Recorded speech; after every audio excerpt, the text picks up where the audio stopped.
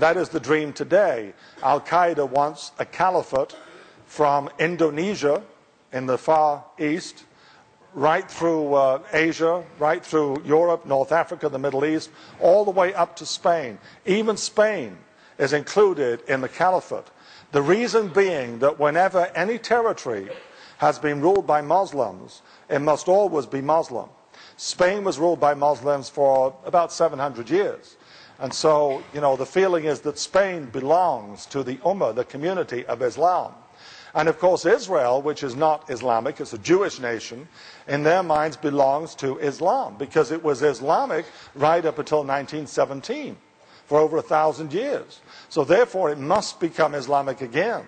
So this is the, part of the outrage against Israel. And the desire ultimately is that the whole world must also be Islamic. Here's another map as well showing the extent of Islam. This is about 750.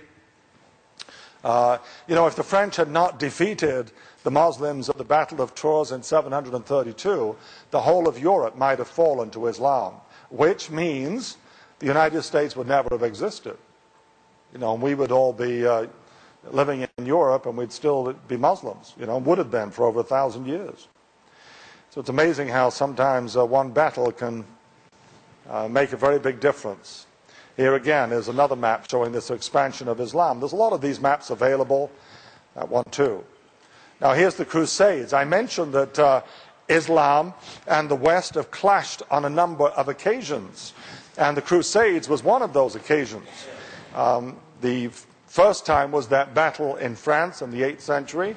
And then in 1095, the Pope called for a crusade against the forces of Islam. The Muslims had taken control of the Holy Land, and they were giving Catholic pilgrims trouble when they went there. So he called for a crusade against Islam. And for over 200 years, Europeans sent troops to the Middle East to fight the forces of Islam. And those Europeans were extremely cruel towards the Muslims and towards the Jews, and towards each other for that matter. And consequently, it's still remembered today. The word crusade is a highly emotive word in the Middle East. Shortly after September the 11th, President Bush called for a crusade against Islamic terrorism, and it was a very big mistake because it's been used against the US repeatedly since then. The word crusade reminds them of the Crusades from 1095 right up until around 1300, 200 years. During that time in the 1100s, for less than 100 years, the Kingdom of Jerusalem existed, which ruled the area which is basically today what we call Israel. And it was finally defeated. Saladin defeated it and drove the Crusaders out. But, the Islamic forces today are encouraged by that, because they feel that just as the Kingdom of Jerusalem was a Western colony in that area, so the Jewish nation of Israel today is similarly a Western colony. And just as they got rid of the Kingdom of Jerusalem in the 1100s, so they will get rid of Israel. So, there will never be peace as long as Israel exists.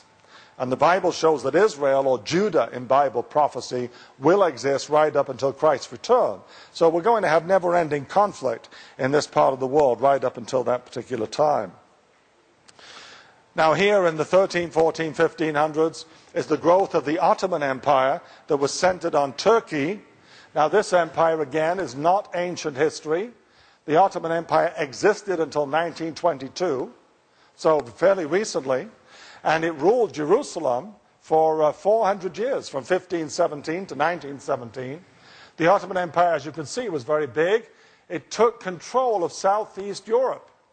And in fact, twice in the 1500s and again in the 1600s, it tried to take the city of Vienna, right at the heart of Catholic Europe, and twice failed.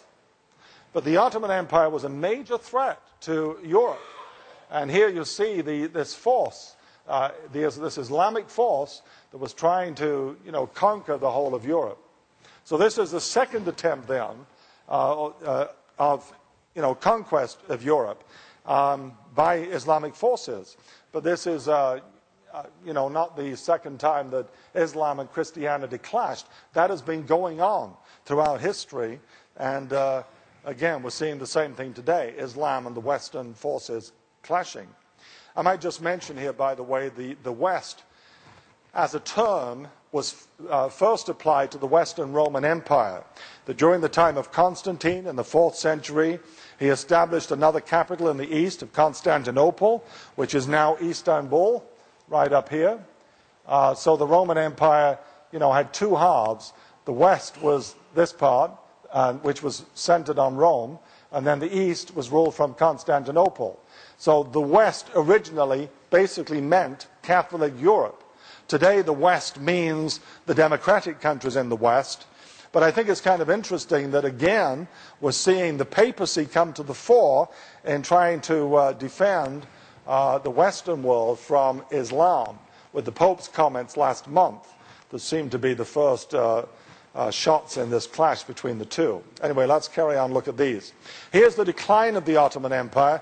As the Ottoman Empire fell apart, different countries got their independence over the various centuries. The Balkans, of course, remains a mess to this day because you have three different religions operating in this area. And there is amazing conflict. There is Islam. The Albanians are Islamic. The people of Kosovo are Muslims. Bosnia. But then you've also got the Orthodox religion in Serbia. And you have the Catholic religion in Croatia. And these three just don't get along with each other. So periodically you see these different conflicts. World War I began because of this, with a conflict that started in the city of Sarajevo in 1914. And as The Economist news magazine mentioned a few years ago, when there was more fighting in the Balkans, it said a century which began in Sarajevo is ending in Sarajevo. In other words, this conflict just won't go away. And, we can expect that to flare up again at some point. But, this struggle between Islam and the two different factions of Christendom has gone on throughout history. Now, after the Ottoman Empire, you had the rise of the English-speaking nations with a variant of Christendom, with Protestantism. And so with the Protestant religion came more freedom. There wasn't really any freedom when Rome dominated Europe, but freedom of religion did come with the Protestant religion. It was slow and gradual. And this map here shows the British Empire in red, the multitude of nations of Bible prophecy. And in the blue part, of course, is the United States, which is the great single nation. And these two nations dominated the world right up until World War II. Towards the end of that period, the British dominated the Middle East.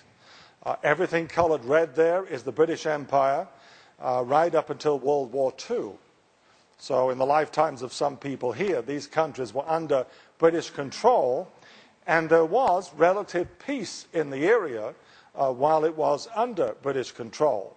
British control or British dominance of the Middle East ended 50 years ago this month, as it happens. In 1956. I'll come to that a little bit later. But after the British period of the Middle East, you had the independence of all the various countries. Today you have many countries in the Middle East, which of course complicates everything. You have 22 Arab nations, for example. Plus you have other countries like Iran, which is not Arab, Sudan, which is not Arab, Afghanistan and others. And of course you have other countries that have become independent fairly recently. You can see at the top Turkmenistan, which is a new one. Let's have a look at that as well. Here's another map of the Middle East today with all the many different nations, the complexities of this world at this time, this region. Now look at this.